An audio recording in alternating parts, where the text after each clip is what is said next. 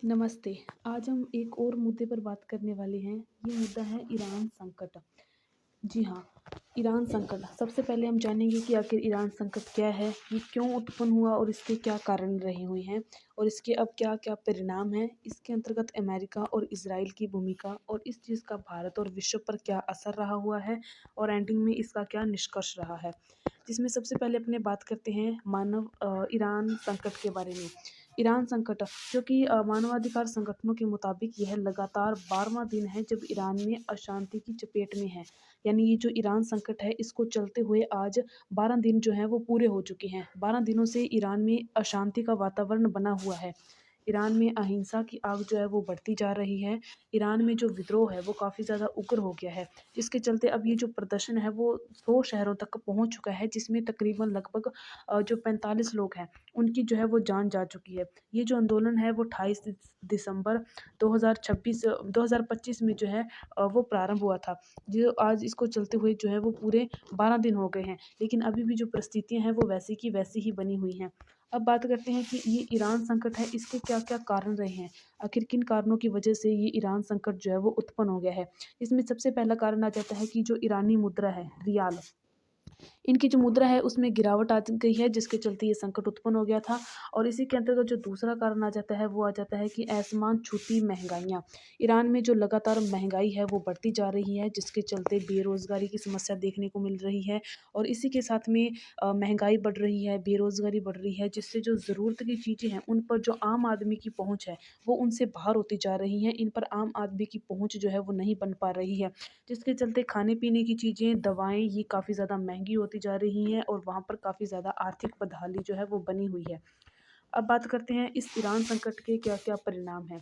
इसमें सबसे पहले बात करते हैं ईरान के अंदर जो है वो इस चीज़ के क्या प्रभाव पड़ेंगे। इसमें सबसे पहला आ जाता है आर्थिक हालात बिगड़ जाना।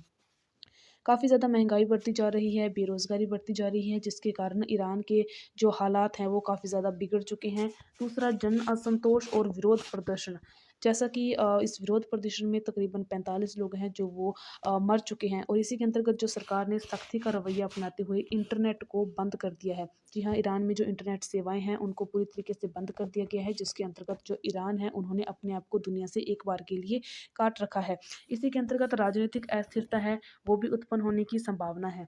इसी में जो मध्य पूर्व है उस पे अब इस चीज़ का क्या प्रभाव पड़ेगा, जिसके अंतर्गत यमन, लेबनान और जो गाज़ा जैसे देश हैं वहाँ पर जो है वो युद्ध काफ़ी ज़्यादा तेज़ हो सकता है या फिर जो वहाँ पर युद्ध की आशंका है वो बन रही है। इसी के साथ बात करते हैं अब इस ईरान संकट में आखिर अमेरिका का क्या कनेक्शन है। जिसमें जो अमेरिका है उन्होंने ईरान को परमाणु हथियार बनाने से रोकना चाहता है। इसका जो मेन कारण है वो आ जाता है ईरान की जो जनता को भड़काया था वो अमेरिका ने भड़काया था। जो अमेरिका की इसके पीछे मंशा है वो आ जाती है कि जो ईरान है वो अपने परमाणु हथियारों को बनाना बंद कर दे। जैसे उन्होंने वेनेजुएला पर अटैक किया था, क्योंकि वो वहाँ के तेल संसाधनों पर अपनी जो पहुँच है वो बढ़ाना चाहता था। और उसको एक सैन्य विद्रोह का नाम देते हुए कार्यवाही का नाम देते हुए वहाँ पर अटैक किया था और वहाँ के राष्ट्रपति को किस प्रकार से उन्होंने बंदी बना लिया था। और इस कारण से जो ईरान है उस पर कड़े प्रतिबंध और दोनों के बीच में जो संबंध है वो उनके बीच में काफ़ी ज़्यादा तनाव फिलहाल बना हुआ है। इसी के संबंध में अपने बात करते हैं आखिर इज़राइल का इस पूरे मुद्दे से क्या लेना-देना है। इज़राइल जो है वो ईरान को अपनी सुरक्षा के लिए खतरनाक मानता आ रहा है और इसी के अंतर्गत जो ईरान है वो इज़राइल के जो विरोधी गुट हैं, जैसे कि हिज़्बुल्लाह गुट आ जाता है, हमास गुट आ जाता है, इनको जो है ना वो लगातार समर्थन दे रहा है।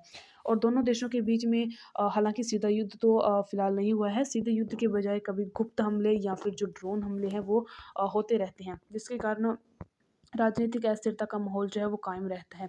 अब बात करते हैं कि जो ईरान संकट है उसका भारत पर क्या-क्या असर हो सकता है, जिसमें सबसे पहला आ जाता है ऊर्जा सुरक्षा पर असर। ईरान जो है वो भारत का एक पारंपरिक तेल आपूर्तिकर्ता रहा हुआ है और अमेरिकी प्रतिबंधों से पहले जो भारत था वो ईरान से ही तेल लेता था और जो कि इनका जो तेल था वो काफ़ी ज़्यादा सस्ता था। अगर ईरान का संकट इसी तरीके से कायम रहता है तो हो सकता है कि जो तेल की कीमतें हैं वो काफ़ी ज़्यादा बढ़ जाएँ, जिसके चलते जो भारत है उसमें भी महँगाई बढ़ने की आशंका है। उसके बाद आ जाता है चाबहार पोर्ट। ईरान का ये एक महत्वपूर्ण बंदरगाह आ जाता है। इसमें जो ईरान और भारत हैं उन्होंने मिलकर इस प्रोजेक्ट पे इस परियोजना पर काम कर रहे हैं, जिसके चलते अगर ईरान में इसी तरीके की राजनीतिक अस्थिरता बनी रहती है तो ये जो चाबहार प्रोजेक्ट है उसकी रफ्तार धीमी पड़ जाएगी। और अगर वहाँ पर सरकार बदलती है तो उसके कारण ना ये जो प्रोजेक्ट है इसमें भारत को काफ़ी ज़्यादा नुकसान हो सकता है और जो रणनीतिक कनेक्टिविटी है वो भी कमज़ोर हो सकती है। तीसरा जो संकट इसमें आ जाता है वो आ जाता है नागरिक प्रभाव इसका पड़ेगा। क्योंकि ईरान में हज़ारों संख्या में हमारे जो भारतीय छात्र हैं वो वहाँ पर रह रहे हैं, अपनी एजुकेशन प्राप्त कर रहे हैं। इसी के अलावा वहाँ पर बिज़नेसमैन भी रह रहे हैं और अगर ये संकट इसी तरीके से बनता रहा तो इसमें जो वहाँ पर फँसे भारतीय हैं उनको सुरक्षित निकालना भारत के लिए अपने आप में एक चुनौती बन सकता है। इसी के बाद अपने बात करते हैं कि इसके विश्व पर क्या-क्या प्रभाव पड़ेंगे। विश्व पर प्रभावों में सबसे पहला प्रभाव आ जाता है कि क्षेत्रीय अस्थिरता जो है वो बन सकती है। उसके अलावा अगर इस संकट में अगर बाय चांस इसमें युद्ध खड़ा होता है तो जो रूस और चीन होंगे वो ईरान का साथ देंगे और जो अमेरिका है वो ईरान की खिलाफत करेगा। जिसके कारण जो वैश्विक कूटनीति है वो जटिल हो सकती है। और इसी में जो तेल और गैस की कमी है उससे तेल और गैस की कमी हो सकती है और इसमें जो तेल और गैस की कमी से जो निर्माण है वो काफ़ी ज़्यादा महंगा हो सकता है जिसके कारण जो वैश्विक व्यापार है वो भी प्रभावित हो सकते हैं। विश्व स्तर पर जो पेट्रोल और डीजल है वो काफ़ी ज़्यादा महंगा हो सकता है जिसके कारण दुनिया के जो बाज़ार हैं और जो आम जनता है वो भी इससे प्रभावित हो सकती है।